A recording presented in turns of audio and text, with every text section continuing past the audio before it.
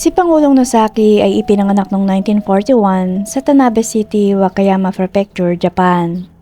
Pagkatapos makapagtapos ng middle school, ay nakapag-ipon siya ng pera sa pamamagitan ng pagkuha at pagbebenta niya ng mga scrap metals, pagtatrabaho niya bilang door-to-door condom salesman, at pagpapautang ng pera. At pagkatapos ay pinasok din niya ang pagbebenta ng alak at industriya ng real estate. Nang dahil sa kanyang kasipagan ay nakamit niya ang mahusay na tagumpay. At noong 1997, siya'y niraranggo bilang isang taong may pinakamataas na halaga sa pagbabayad ng buwis sa Wakayama Prefecture. At ang halaga ay umaabot sa 200 milyong yen o 83 milyon sa peso. Sinasabing nakilala ng publiko si Mr. Nozaki dahil sa isang insidente ng pagnanakaw na naganap noong 2016, kung saan inaresto ng mga pulis ang isang babaeng nakadate niya matapos na pagnakawan siya nito sa kanyang bahay ng 6 na milyong yen o mahigit 3 milyon sa peso, kasama ang mga alahas na nagkakahalaga ng 5 milyong yen o pumapatak ng 2 milyon sa peso. At bilang resulta, ang pangalang Norazaki ay madalas na ginagamit sa media. At sa pagtatapos ng taong yon ay gumawa siya ng isang aklat na tinatawag na Don Juan ng Kishu. Ang lalaking gumastos ng 3 bilyon sa 4,000 magagandang babae. Samantala kinuha niya ang pangalang Don Juan sa maalamat na playboy sa Europa. Sa kanyang aklat, tinawag ni Ginoong Nozaki ang kanyang sarili na Japanese version ni Don Juan. At inihayag niya sa libro kung paano niya nakilala ang magagandang babae sa Japan. Sinabi niyang halimbawa kung magbibigay lang siya ng business card sa mga babaeng gusto niya, ay hindi nila siya kukontakin. Ngunit kung maglalagay siya ng 10,000 yen na humigit 3,000 sa peso bill sa ilalim ng kanyang business card, ay maraming paraan kung saan nila siya kukontakin. At noong February ng 2018 ay pinakasalan niya ang babaeng mas bata sa kanya ng 55 taong gulang sa ikatlong pagkakataon. Ngunit pagkatapos lamang ng 3 buwan mula nang sila'y kinasal ay may naganap na masamang trahedya. Dahil ang mayamang lalaki na 77 taong gulang na noon na si Mr. Kozuke Nozaki ay biglang namatay sa kanyang tahanan noong May 24, 2018. Noong una ay inakala ng mga pulis na natural ang kanyang pagkamatay dahil sa kanyang katandaan.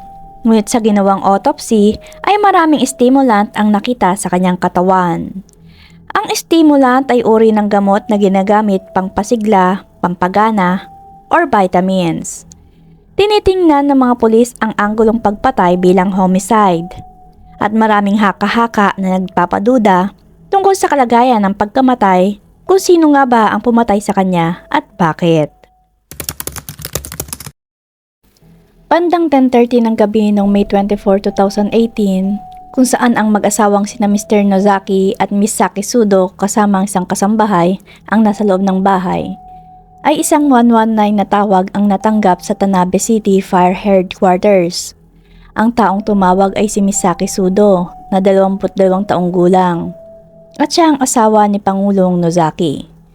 Sinabi niya na kakaiba ang itsura ng kanyang asawa.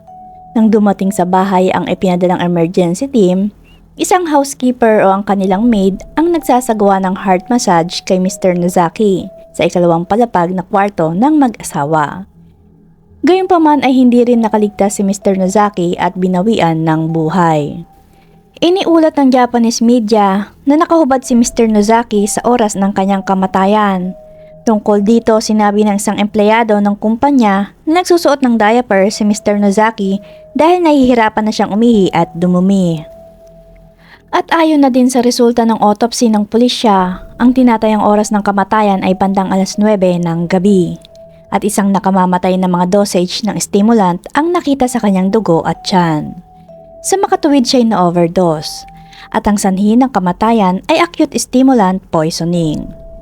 Ayon sa isang opisyal ng pagsisiyasat ay walang mga marka ng pag-injection sa kanyang katawan, kaya malaki ang posibilidad na ito ay direktang ininom. Bukod pa rito, dahil walang mga stimulant na bahagi ang nakita sa ihi, lumilitaw na ang oras mula sa paglunok hanggang kamatayan ay napakaikli. Ibig sabihin ay noong gabing yun lang niya nainom ang mga gamot. At ang lalaki naging kaibigan ni Mr. Nozaki sa loob ng 50 taon ay nagsabi na di umano si Mr. Nozaki daw ay palaging nagsasabi na ayaw niya ng mga stimulant at walang dahilan para siya'y mamatay mula sa pagka-overdose ng stimulant sa kanyang sarili. At sinabi rin ng isang empleyado ng kumpanya ni Mr. Nozaki na siya'y labis na nag-aalala tungkol sa kanyang kalusugan at regular siyang nagpapakonsulta sa mga doktor. At siya daw ang uri ng tao na hindi kailanman gagamit ng stimulant. At dahil sa sinabi niya sa kanyang kaibigan na kahit kailan ay hindi siya gumagamit ng droga o gamot na may kaugnayan sa pagpapahusay ng kasarian para sa pakikipagtalik, ay patuloy na lumalim ang misteryo kung bakit may stimulant sa pinangyarihan ng krimen. At napakalaki ng posibilidad na may naglagay sa kanyang katawan nang hindi niya nalalaman. Ang mga stimulant ay mapait ang lasa, ngunit kapag inilagay mo ito sa alak ay nagiging malabo ang alak. Sinasabing si Mr. Nozaki ay umiinom ng alak nung araw ng kanyang kamatayan. Kaya naman naniniwala ang pulisya na maaaring may naghalo ng mga stimulant sa kanyang iniinom o sa kanyang kinakain. At dahil ang trahedya ay naganap pagkatapos lamang ng 3 buwan ng kasal, natural ang atensyon ng publiko ay nakatuon sa kanyang mas batang asawang si Saki Sudo, na mas bata sa kanya ng 55 taon. Ngunit sino nga ba si Saki Sudo? Hayaan mo ikwento ko sa iyo. Si Miss Saki Sudo ay mula sa Kita Ward sa Sapporo City, Hokkaido, Japan. Ang ama't ina niya ay parehong nagtatrabaho sa larangan ng medikal. At siya ipinanganak at lumaki sa isang ordinaryong sambahayan, kung saan parehong nagtatrabaho ang kanyang mga magulang. Noong nasa middle school siya, hindi siya ang tipo na nasa gitna ng lahat. Sa halip siya'y nanatiling tahimik at madalas sa likuran o sa gilid. Si Saki Sudo na hindi mahilig sa sports at hindi masyadong magaling sa pag-aaral ay pumasok sa isang lokal na pampublikong high school sa Hokkaido Sapporo Okada High School. Siya'y nangarap na maging isang celebrity unti-unti mula nang siya'y naging isang high school student. Sinimulan niyang ipakita ang kanyang mga gamit sa kanyang mga kaibigan. Nagsinungaling din siya tungkol sa kanyang pamilya na sila ay mayaman at madalas siyang magpakitang gilas. Pagkatapos makapagtapos ng high school, nag-enroll siya sa Sapporo Belle Epoque Beauty College na matatagpuan din sa Sapporo. At habang lahat ng mga binibili niyang mga branded na fashion items ay iniisip ng mga kaibigan niya kung saan nanggagaling ang kanyang pera. Higit pa rito, sa kanyang pagpo-post sa social media ay ipinapakita niya ang kanyang eleganteng pang-araw-araw na pamumuhay. Na sobra talaga imposible para sa isang batang babae na nagtapos lamang ng high school. Tulad na lang ng mga larawan mula sa mga paglalakbay niya sa ibang bansa at mga pagkain sa mga high-class na restaurant. Si Miss Saki Sudo na nakasuot ng mula ulo hanggang paa ng Chanel ay buong pagmamalaking sinabi sa kanyang mga kaibigan ang pinagmumulan ng kanyang pera. Nagsisinungaling siya tungkol sa kanyang kayamanan sa pagsasabing ang kanyang mga magulang ay mga doktor. At gumastos din siya ng pera hindi lamang sa mga branded na produkto, kundi pati na rin sa kanyang hitsura. Sumabak na rin siya sa operasyon. Ang kanyang mga mata ay naging mas malaki at mas maliwanag. Ang dumpling na ilong ay naging mas maliit at mas malinis. At ang baba ay naging mas manipis. Ngunit ano nga ba ang totoong pinanggagalingan ng mga pera ni Saki Sudo? Alamin natin. Si Miss Saki Sudo na may alias na Yorika ay isang AV star. Ang AV star ay isang uri ng pornographic film actress sa bansang Japan. Sa madaling salita, siya ay isang porn star or sexy star. At lumabas siya kung saan naging bida sa maraming AV film. Sinasabing nagsimula siya sa larangan ng pornographic film noong September 2017 hanggang 2018 bago siya ikinasal. Tuwing may oras ay naglalakbay siya sa iba't ibang bansa at nakikipagtalik sa 3 dayuhan na walang proteksyon ng kondom. Di umano ay marami din daw siyang kaibigan na mga inchik. At may mga oportunidad din siya na trabaho sa China. At sinasabing isa sa kanyang co-star ay si Shimiken na tubong Ichikawa City, Chiba Prefecture, Japan. At bukod sa pagiging sexy star ay nagparehistro din siya sa isang high-class day club at kumita bilang escort. Ang dating club kung saan siya nakarehistro ay isang top-notch club. At ang mga lalaking miyembro dito ay pawang may mga mataas na kita gaya ng mga doktor, abogado at executive businessman. At ang dahilan kung bakit siya gumastos ng pera sa pagpapalit ng kanyang mukha ay upang makaakit ng mayayamang lalaki sa mga dating club. At noong 2018 ay natupad ang kanyang ninanais. Si Miss Saki Sudo ay pinakilala kay Mr. Nozaki Kazuke na isang mayamang matandang lalaki na naghahanap ng makakasama sa party. Agad naman nadama ni Saki Sudo na isang big fish ang kanyang kaharap. Si Mr. Nozaki ay naakit kay Miss Sudo na may taas na 166 cm o 5'4" at isang F-cup size na bra. Paulit-ulit na nakiusap si Mr. Nozaki kay Miss Sudo na pakasalan siya nito.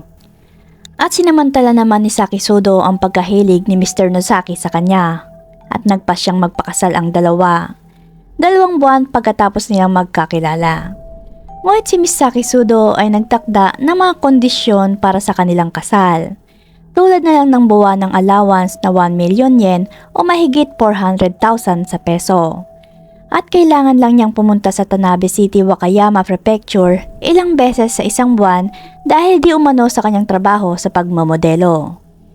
At kahit na si Miss Sudo ay gumawa ng mga kondisyones tulad nito, si Mr. Nozaki na gustong-gustong pakasalan ang batang babae nang hindi man lang niya inaalam ang background nito, ay kaagad na pumayag at ang dalawa ay nagpakasal. Sinasabing si Miss Sudo ay palagi nakikipag-ugnayan sa kanyang ina sa telepono at madalas na umuwi sa kanilang tahanan. Gayunpaman ay nagsisinungaling siya sa kanyang pamilya tungkol sa kanyang kinikita, na nagsasabing kumikita siya sa pamamagitan ng mga stocks at bitcoins. At sinabi niya na nakatira siya sa Tokyo para tulungan ang isang kaibigan na namumuhunan sa real estate na kanyang negosyo. Dito ay madadama mo ang kadiliman sa puso ni Miss Saki na naging walang kabuluhan kahit sa sarili niyang pamilya. Tulad ng isa sa kanyang mga kondisyones bago ang kasal, si Miss Saki Sudo ay palaging wala sa tabi ni Mr. Nozaki dahil maraming araw na pumupunta siya sa Tokyo at sinasabing meron siyang trabaho sa pagmumodelo.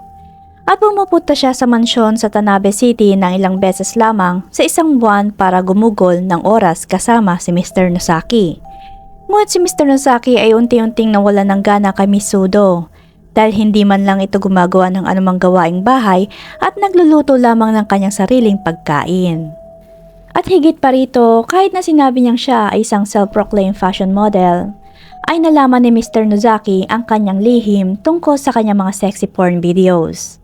Bilang tugon dito ay biglang lumamig ang sigla ni Mr. Nozaki sa kanya at nagsimulang tumamlay ang kanilang relasyon. At madalas na mag-away ang dalawa at nagbanta na si Mr. Nozaki na gusto na niyang i-divorce si Miss Saki Sudo. Samantala may kakaiba sa pangyayaring ito dahil bago tapusin ni Pangulong Nozaki ang kasal nila ay biglang namatay ang kanyang pinakamamahal na alagang aso na Papillon. Iniulat ng Japanese media na madalas sinasabi ni Mr. Nozaki sa kanyang mga kaibigan na gusto niyang mag-iwan ng legacy sa kanyang asong si Eve. Ngunit biglang namatay ang aso noong May 6, 2018, 18 araw bago ang kanyang biglang pagkamatay. Pinagtutunan ito ng pansin ng mga pulis dahil ang susi sa investigasyon ay ang mga sangkap ng stimulant na humantong sa pagkamatay ni Mr. Nozaki. 3 linggo na ang lumipas mula nang namatay si Mr. Nozaki, pero parang unti-unting nahuhulog sa labyrinth ang kaso. Nagpakilos ang pulisya ng lie detector at hinukay pa ang puntod ng patay na aso. Narecover ng pulisya ang bangkay ng aso na nakabaon sa hardin ng bahay at sinimulang pag-aralan ang sanhi ng kamatayan nito. Ngunit nanatiling matamlay ang investigasyon. Ang taong pinaghihinalaang sangkot ay ang kanyang 22 taong gulang na asawa na si Miss Saki Sudo at ang isang babaeng kasambahay. Ang dalawang ito ay patuloy na sinasabing wala silang kasalanan. Gayunpaman lumipas ang oras nang walang anumang ebidensya na nag-uugnay kay Miss Sudo. At noong April 28 taong 2021, 3 taon pagkatapos ng insidente, kinilala at agarang inaresto ng Wakayama Prefecture Police ang asawa ni Mr. Nozaki na si Miss Saki Sudo, na 25 taong gulang na ng mga panahong yun sa kanyang tinitirhang luxury tower apartment sa Shinagawa Ward, Tokyo. Dahil siya ang tinuturing bilang salarin sa pagpatay kay Mr. Nozaki. at inilipat siya mula sa Haneda Airport patungo sa Tanabe Police Station sa Wakayama Prefecture. At kaugnay nito, sinabi ng isang opisyal mula sa kumpanya ni Pangulong Nozaki na di umano kapag naiisip niya daw na parang may kahina-hinala sa mga salita at kinikilos ni Miss Sudo. Dahil isang maliit na pakete ang dumating sa kanya mula sa Singapore. At hindi nagtagal na matay ang alagang asong si Eve. At pambihirang makita ang isang asawang babae na tumatawa at kinakalikot ang kanyang smartphone sa araw ng libing ng kanyang asawa. At lumilitaw na hindi man lang siya nagsuot ng damit na pangluluksa. At ayon sa ginawang investigasyon ng pulis dahil sa mga narinig na pahayag ng empleyadong ito, napag-alaman nilang naghahanap si Saki Sudo ng mga stimulant sa internet bago ang kamatayan. At kalaunan ay bumili siya ng mga stimulant mula sa isang trafficker na nakilala niya sa social media. Sa kasalukuyan ay iniimbestigahan ng pulisya kung paano niya binigyan ng stimulant si Mr. Nozaki, maging ang aso. Ang nakaka-curious dito ay ang issue ng mana, kabilang ang lupa, bahay, mga negosyo, at ari-arian. Ang mga pamana ni Mr. Nozaki ay tinatayang hindi bababa sa 5 bilyong yen o pumapatak ng 1.8 billion sa peso. Si Mr. Nozaki ay 2 beses nang ikinasal bago ang kasal nila ni Miss Sudo. Ngunit hiwalay siya sa 2 at walang anak. Sa kasong ito, ang asawa ang magmamana ng pinakamalaki. Ang 1 quarter ay hahatiin sa 4. Ibibigay sa asawa ang 3 quarter. At ang natitirang 1 quarter ay paghahatian ng mga kapatid. Si Mr. Nozaki ay isa sa 6 na magkakapatid. At sa madaling salita, si Miss Saki Sudo ay talagang magmamana ng humigit kumulang 4.6 billion yen o 1.5 billion sa peso. Ano nga ba ang magiging direksyon ng investigasyon sa hinaharap? Sinabi ng kapulisan na masensina nilang iniimbestigahan si Miss Sudo. Bilang karagdagan, plano din nilang mag-imbestiga mula sa iba't ibang anggulo, kasama ang ruta o lokasyon ng pagkuha ng mga stimulant. At ang sanhi ng relasyon sa pagitan ng biglang pagkamatay ng aso at ni Mr. Nozaki. Sino nga ba talaga ang pumatay kay Don Juan ng Gucci? Nakatuon ang atensyon sa kanyang misteryosong pagkamatay. Ang kasong ito ay nanatiling unsolved at hindi malinaw kung malulutas ang kaso sa pag-aresto kay Sudo. Si Miss Saki Sudo ay kasalukuyang nakakulong sa Marunouchi Detention Center na matatagpuan sa downtown Wakayama, Japan. Ngunit dahil patuloy niyang itinatanggi ang insidente, ang schedule ng paglilitis ay patuloy na naaantala at ang pagbisita maliban sa isang abogado ay sinasabing ipinagbabawal. Ang isang malaking bilang ng media outlet ay kasalukuyang nagtitipon sa tahanan ni Ginoong Nozaki noong mga panahong yon. At ginagawa ang kanilang makakaya upang i-cover ang mahiwagang insidenteng ito. Ito'y mukhang maaaring mag-iisang suspense drama ang naghihintay.